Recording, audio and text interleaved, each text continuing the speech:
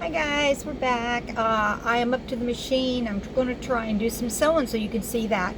But right now we are on our sleeves right here. I think you can tell. And it's a raw edge and we need to put our bias tape on it. I tried to find this gold, but I just didn't have enough of it. So I just went ahead and we're going to do the cream color. It's going to be fine. It's going to be on the inside anyway. But before you even put your bias tape on, you want to do what's called stay stitching. And I don't know how much of this you can see. Probably you can't see much, if any. But basically it's kind of like a basting stitch. The purpose is so that you don't stretch out your armholes. It's done on necklines as well. And so that's what we're going to do. Now, what we're going to begin to do is I want to show you on this bias tape. This is called single fold bias tape. And you can see that this outer top part here, it's still folded over, and that's what we want. And I opened up one side of it, which is right here along in this area here, and I have pressed it down. That's going to be on the edge of my seam. So we're going to start actually at the bottom. We're going to start at the bottom underneath the arm. And I'm going to take the tip of my bias tape and I'm going to put it at my seam. But what I'm going to do is I'm going to turn it in some because I don't want that raw edge to be sticking out. You can actually pin this down. Normally I just sew it on there. But, you know, I just use my eye and I follow it around. But, you know. Okay, guys, I just went ahead and I sewed. I went ahead and, not sewed. I went ahead and pinned, as you can see, the bias tape around the armhole. And, ouch. Where I'm going to sew is I'm going to sew in that line that's still lightly showing where I pressed it open. That is where the seam is going to be sewed on my garment. And I'm going to try and catch this where I folded the raw edge over where the bias tape meets. It's so slippery, I tell you. Sewing, it can be a pain, can it? All right, I'm going to put it up under. Oh. And I'm gonna, like I said, I'm gonna find that seam back edge. Okay, and now I'm going to go over that. Yeah, I got it. Yeah, I caught it. Yep. Now we're just gonna follow it along that line. Yep. Bump there, so stop and do it manually. You don't break your needle. There we go. And then of course this bias tape will be sewn on both sleeves. And guys, do not run over your needles.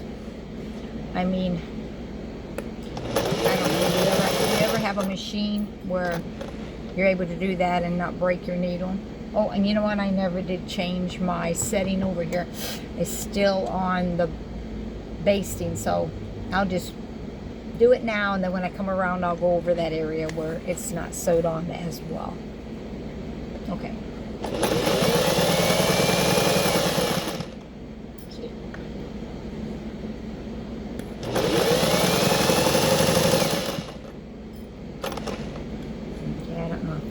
You can see it, but you can see where I've sewed it around. See where I've sewed it around. Okay.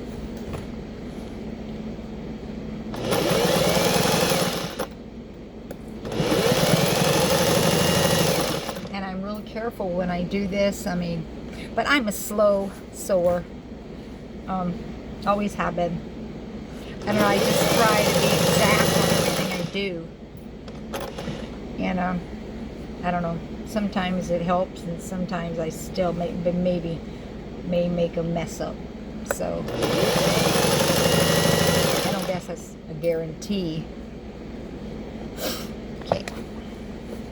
Now once I sew this around here, I won't have to worry about it pulling, you know, stretching out.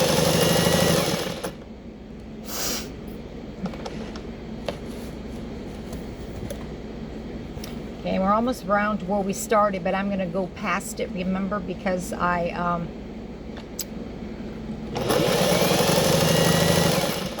forgot that I had it on basting stitch. So we're going to go by just a tad more. Okay. Okay. Let's see here.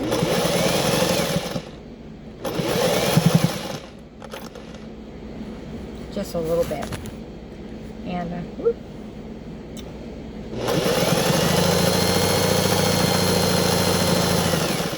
Almost there. A tad more. All right. And then I have a little cut. You see that right here? It actually cuts my thread, which is really cool. Pull it down. All right. Now I got the one sleeve. Now what we're going to do, I'm going to go back to the iron and I'm going to press right here where I sewed this on. I'm going to press this down just like this. See here? This is not a good plate. Anyway, I'm going to take this seam here that I just sewed and I'm going to press it down, and then I'm going to come back and I'm going to take this here and I'm going to turn it over just like that over on top of it on the inside, and this will be the outside, and then I'm going to sew that down. Okay, so just hang on. Okay, you can see where I have pressed the seam on the inside. I've pressed it up toward the edge of the sleeve, the seam allowance. And now what we're going to do, I mean you can't wear that as a sleeve. Well, I guess you could, but it's not pretty. Anyway, then what you do is you take from the outside where you pressed it, where you sewed it, you're going to fold this other half that's bent, that's folded over your bi-step. You're going to fold it over that seam allowance that you just pressed upward. I'm going to try and show you here. Do you see right here? You're going to press it, you're going to turn it over, and you're going to sew it down, and this will be the outside, and that will be the inside. You see? Right here, the way we are, it looks like this. Then we are just going to fold it over like that. See? And then that will be pressed, sewed down and pressed. Okay? So let's, I'm going to start it. And I'm going to sew it down here. And normally there again, I don't know, maybe I should pin it. That way it'll be sure to stay in its position. Okay, I did go ahead and I did pin it down. It's just safer that way, and that way it stay in its spot while I sew it. I have the other side of the sleeve to sew the bias tape and then fold it over, press it, fold it over, and then sew it down like I do this one. So we're going to do a little bit of this right now, and then I want to show you the next step that I want to do, so I can do a little bit more today. So I'm putting this up under my iron, under my feed dogs here. I'm going to set my, and you want to sew it, pretty close to the edge. You don't want to run over, obviously. Okay. I'm going to turn it. And you want to go slow at this. Everybody's got their speed. I guess, like I said, I'm a slow sewer. I always have been. But the armhole is one of those areas that can, it can really pucker up.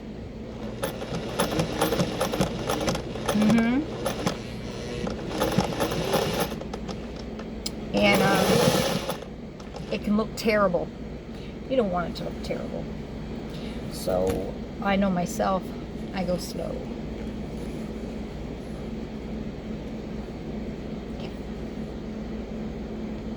Okay guys, I got this one done. It looks really nice. I can see the stay stitching there that I did, but that's fine. I will just take my ripper and rip that out. I'm going to press that down. It so really nice and straight. It didn't all pucker and everything. And then I have the other one that I'm going to put in. But before I do all that, I'm going to show you a step, just because I don't want to call it quits yet. I want this to be longer than it is. Okay, the next step to do on this dress is just the, let me see, it's just the tiers, okay? And so the next piece though that will be next to the bottom of the bodice is the skirt back, and it looks like this. It goes all the way around, and that's the next step, the next part. And then it will, and the top part here is going to be gathered to connect to the top, and then this part here is going to connect, of course, to the next tier. And this is the front part. This is going to actually be connected to the back there. And then you have your lower ruffle C number 12. This is the one that's going to be the one that's going to be hemmed at the very bottom. And we're looking at the top here. And these particular pieces, they have to be sewn together, right sides together, because I have one, 2 and 3. Okay, so what I'm going to do is I'm going to take them here, and I'm going to sew them together. At least I think I am. There we go. Let's see. This is the top part, I think. So I'm going to put a pin there to tell me that this is the top. And we're going to go through, and we're going to, and that doesn't match up with that. Yeah, so let me check this out. Okay, so I've figured it out. All I had to do was just find my notches, and then they just added up perfectly. So as normal, we're going to use 5/8 of an inch on the machine, and that's normal unless otherwise it is listed. And so, like I said, this is the tier, and we're going to do this because this is the only portion that you actually hem, because it will be on the bottom. And so it's always right sides together unless otherwise clarified.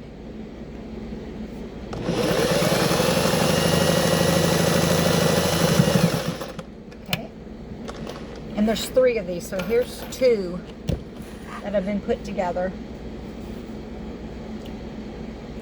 And now we want to go right side together again,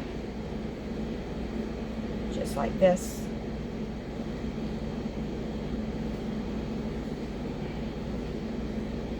And see, as you can see, it's got the little splits, and that's how you know, or the little cuts.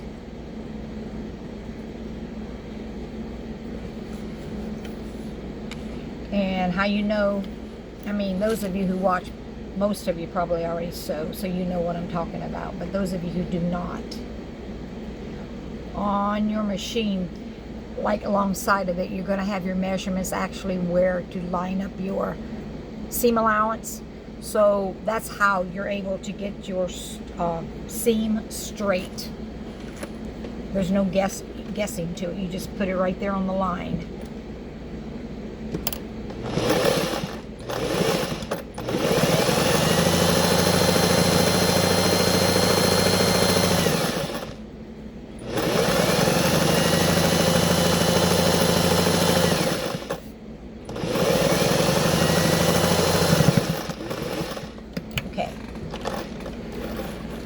Now there's only one more left, and that's the end of this.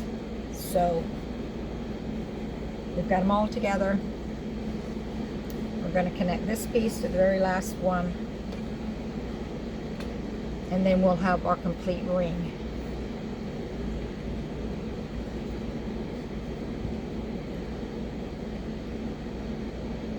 And there again, it will be 5/8 of an inch.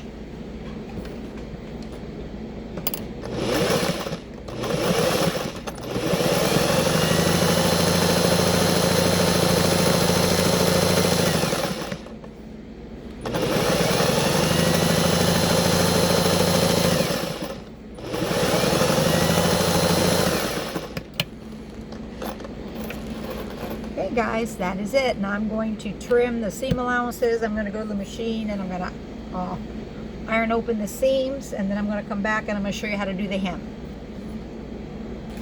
Okay, I have sewed all the different ends together. As you can see, I have pressed open the seam allowance, and now we're going to hem it. This is the top part that's going to be gathered to the next tier above, but we're going to do that on another time. It is actually really time consuming. This is easy. Now, those of you who don't normally sew, you'd probably first of all take a small seam allowance just like this, and you would iron it down with your iron just like this, and then you would turn it over and then you would sew it. But because I've done this so many times, whether I should or I shouldn't, I don't. I just eyeball it. And so, I mean, no way is wrong, I guess, if it works for you. But this is the way I do it. So I just turn it over shortly a little bit, turn it over a second time, and then I get my needle set in it where I want it to start. Oops. The edge is a little frayed and I'm not really sure. I do know that I had just enough fabric to make this, so I used every inch. Alright, now we're going to begin. Okay. You can see right here. You'll see it better as it comes down.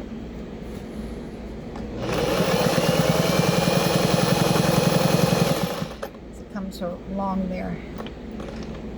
And I find when I stop sewing, I always lower my needle down into the fabric. That way you don't lose the place that you were sitting, the needle was sitting. Otherwise it can get pulled out.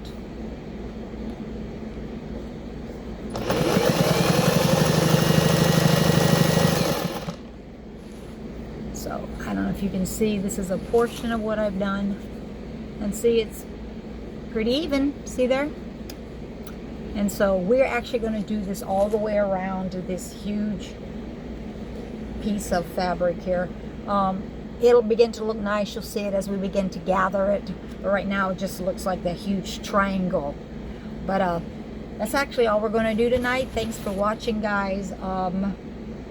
Just be looking and you'll see I think we're probably only going to have maybe 2 more parts before the dress is completed, and then we'll have the reveal. But thank you for my 2 subscribers that I had in recent days, and if you like this, put a thumbs up and subscribe. Y'all have a blessed night.